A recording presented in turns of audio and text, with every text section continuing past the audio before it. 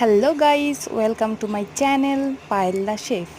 আজকে বানাবো পোলাও, তা আবার মাত্র 10 মিনিটে। প্রথমে কড়াই গরম করে কড়াইতে ঘি দিয়ে কাজু ভাজতে দিতে হবে। কাজুটা লাল লাল করে ভেজে নিতে হবে এবং অবশ্যই লো ফ্লেমে ভাজতে হবে।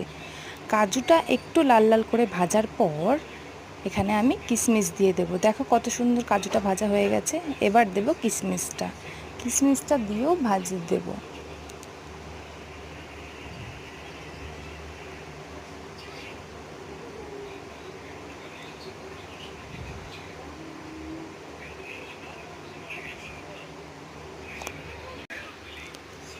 এবার দিয়ে দিচ্ছি হলুদ।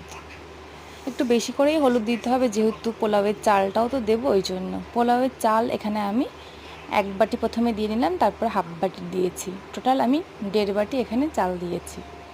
চালটার সাথে ভালোভাবে কাজু, কিশমিশ, ঘি এবং লবণ, হলুদ সব ভালোভাবে মেশাতে হবে, ভালোভাবে নাড়িয়ে নিতে হবে।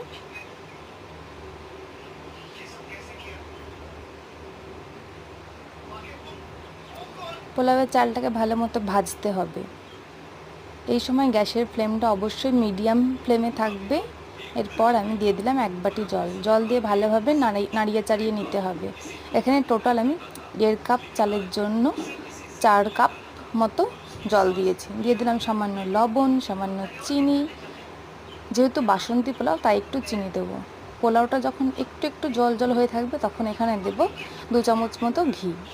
2 চামচ মতো ঘি দিয়ে ভালো মতো নাড়াচাড়া করতে হবে, যাতে পোলাওয়ের সমস্ত চালগুলোতে ঘিটা পুরো লেগে থাকে।